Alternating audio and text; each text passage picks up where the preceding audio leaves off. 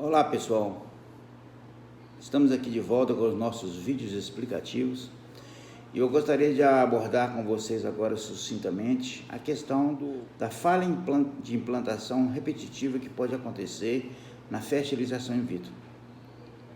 É um caso dramático, tá? Em que nós transferimos para o útero da paciente embriões de ótima qualidade e eles não implantam, não fixam.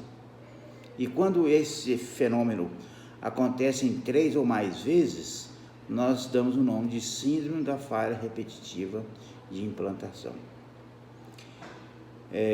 Sempre que deparamos com um caso desse, a partir do 3º evento, nós devemos então fazer uma abordagem mais criteriosa, um estudo mais profundo, para tentar definir a causa e a sua correção. Nós temos estatisticamente algumas causas localizáveis e até reversíveis, mas infelizmente, mesmo com investigação profunda e detalhada, nós falharemos em encontrar uma justificativa. Mas é importante que cada casal seja bem orientado sobre os recursos diagnósticos que nós temos e como abordar a questão. Nós sabemos que a gravidez em si, o feto no útero da paciente, reflete um estado chamado de tolerância imunológica. Isso porque o feto ele tem uma carga genética 50% diferente da mulher. E como é sabido, quando se chega a um organismo diferente no corpo humano, ele é expelido, ele é atacado pelo sistema imunológico. Mas no caso da gravidez, na quase totalidade ou na imensa maioria dos casos, não ocorre esse ataque. E o conceito é preservado num estado que nós chamamos de tolerância imunológica. Mas nós temos situações em que não ocorre essa tolerância. Os anticorpos produzidos contra o material genético do fetinho acabam sendo agredidos no começo da gestação, provocando perdas repetitivas de origem imunológica. Então daí a importância de se fazer alguns testes. Nós temos testes específicos voltados para a produção de anticorpos antigerminativos. Nós temos uma pesquisa imunológica importante que foca na questão da tolerância imunológica por ocasião do estado gravídico. Uma outra questão que nós não podemos deixar de lado é a ocorrência de eventual trombofilia não diagnosticada. São fenômenos que levam à oclusão dos vasos placentários iniciais, determinando isquemia e morte do fetinho logo nos primeiros dias de vida. A trombofilia é uma das condições reversíveis. Você tem como refazer um ciclo, tratar a paciente para prevenir a recorrência do aborto quando for decorrente dessa causa.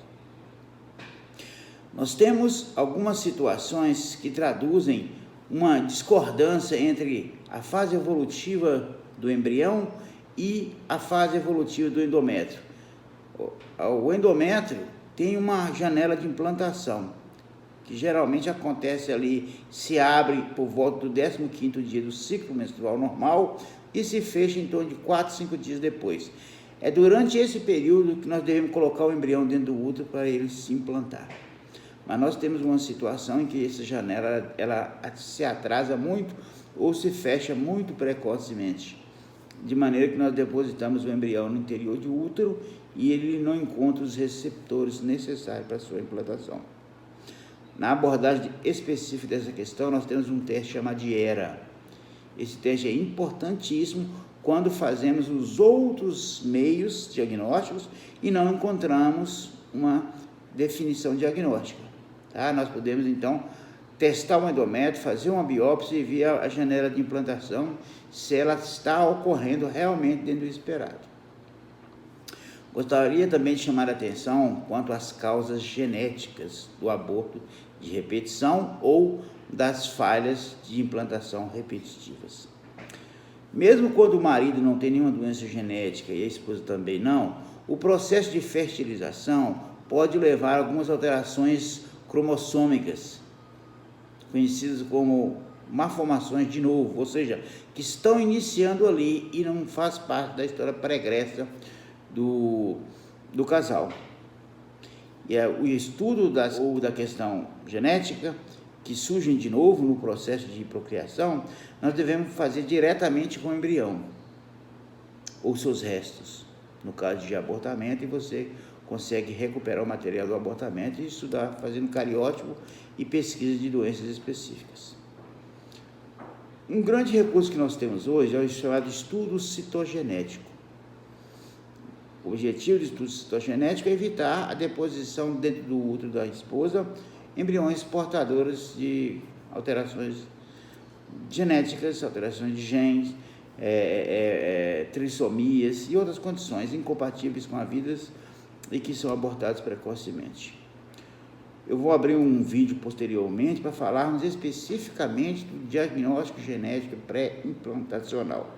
É quando realizamos uma biópsia do embrião, fazemos o estudo do cariótipo e das doenças que causam aborto de repetição e selecionamos embriões saudáveis sob o ponto de vista morfológico e genético e podemos transferir no interior do útero. Esse é um grande recurso, um dos finais, porque na verdade não é o último recurso ainda. Eu pessoalmente tive um caso agora recente de uma paciente que teve todo o estudo genético, janela de implantação, e eu não encontrei nenhum defeito que pudesse justificar a perda dela. Ela já havia feito 4 procedimentos fora da clínica, mais 3 procedimentos aqui, não conseguiu gravidez. E nós conseguia gravidez, abortava ou não conseguia gravidez.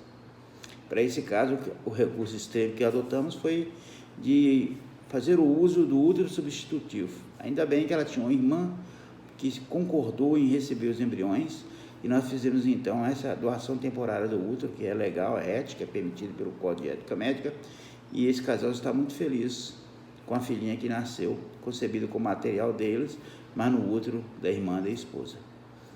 O que importa mesmo é o resultado final. É a alegria de ser pai, de ser mãe, que não tem preço. Espero ter colaborado um pouco mais com vocês. Obrigado.